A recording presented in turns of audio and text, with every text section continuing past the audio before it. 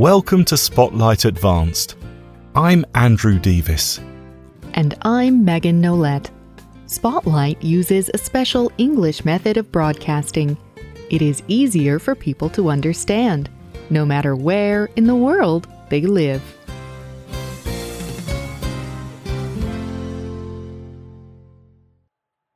His top event was the 100-meter dash. He was the fastest in the world. He dreamed of winning a gold medal for his country. He was favoured to win the Olympic Games that year. He trained hard and was ready. Then, something happened that forced him to make a choice. It was the most difficult decision of his life.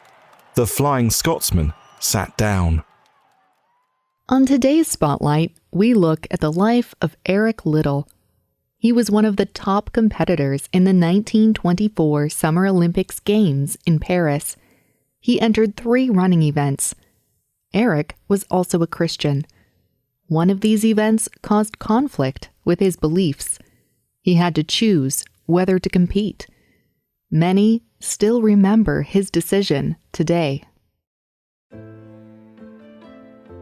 Eric Liddell's parents were Scottish, but they spread their faith in China while living as Christian missionaries.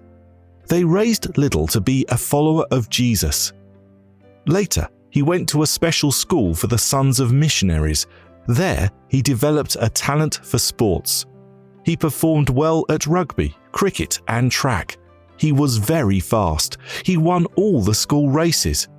In college, Liddell continued to do very well in rugby and track. Local newspapers called him the Flying Scotsman because of his speed. He earned a place on Great Britain's Olympic team. Eric said, "I believe God made me for a purpose, but He also made me fast. And when I run, I feel His pleasure." In the Summer Olympics, Liddell was to compete in the 100-meter dash, the 200-meter dash, and the 400-meter dash. The fastest runners competed in these 3 races. The 100-meter dash was Liddell's best event. Many thought he would win the gold medal. But he learned that the qualifying races were on Sunday. These events were when the top runners earned a spot in the final competition.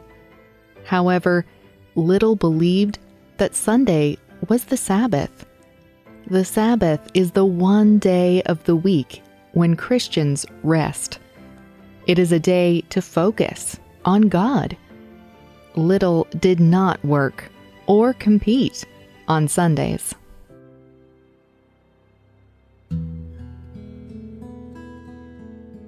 The book of Exodus is part of the Christian Bible.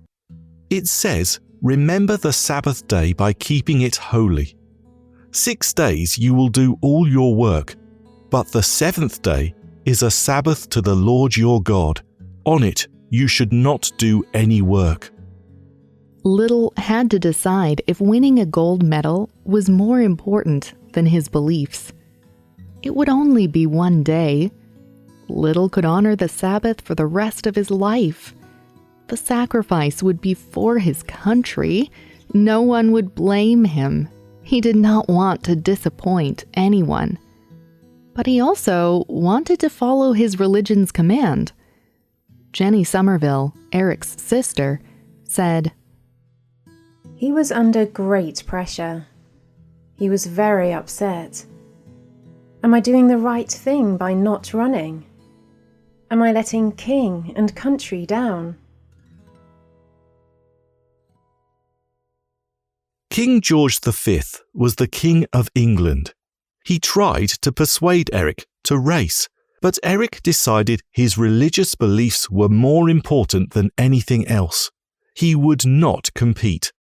"I am not running," he announced. He spoke in a Paris church on Sunday as they ran the qualifying races for the 100-meter dash. The 200-meter and 400-meter dashes were not Liddell's best races.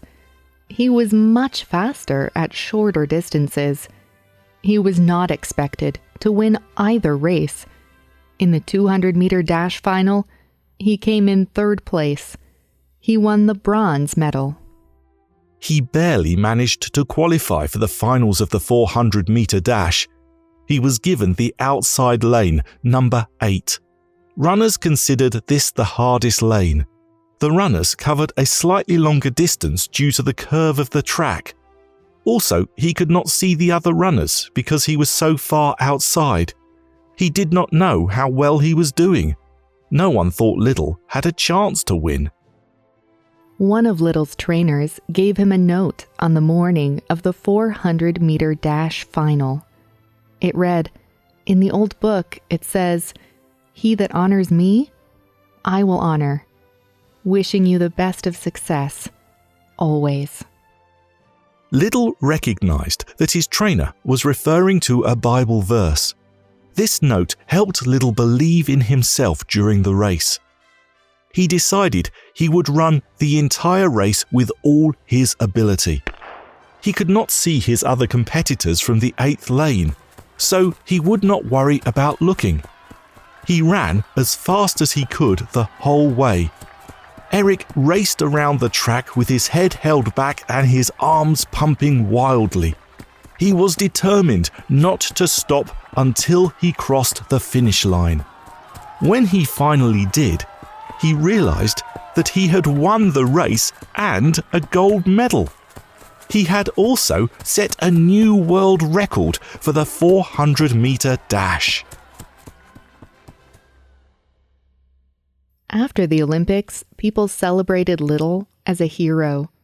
He spoke at many events. He talked about his Olympic victory, but he always gave credit to his faith. He then returned to China, where he was born. Like his parents, he also served as a Christian missionary. When Japan invaded China during World War II, Little was held in a camp with others. He continued helping people and making them happier. He taught children. Years later, someone from the camp wrote a book about their experiences. He said about Little, "He was the finest gentleman it has been my pleasure to meet. In all the time in the camp, I never heard him say a bad word about anybody." England's Prime Minister, Winston Churchill, finally arranged for a prisoner exchange with Japan so that Little could be released. But Eric refused to go. Instead, he gave up his freedom so that a pregnant woman could go in his place. A year later, Little died from a brain tumor while still in the camp. have you ever had to make a choice based on your beliefs? What did you do? Do you feel you made the right choice? You can leave a comment on our website at www.spotlightenglish.com.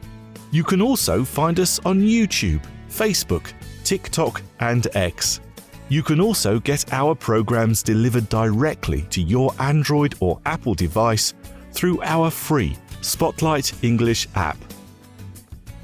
The writer of this program was Peter Anderson. The producer was Michio Ozaki. The voices you heard were from the United Kingdom and the United States. All quotes were adapted for this program and voiced by Spotlight. This program is called The Flying Scotsman. We hope you can join us again for the next Spotlight program. Goodbye.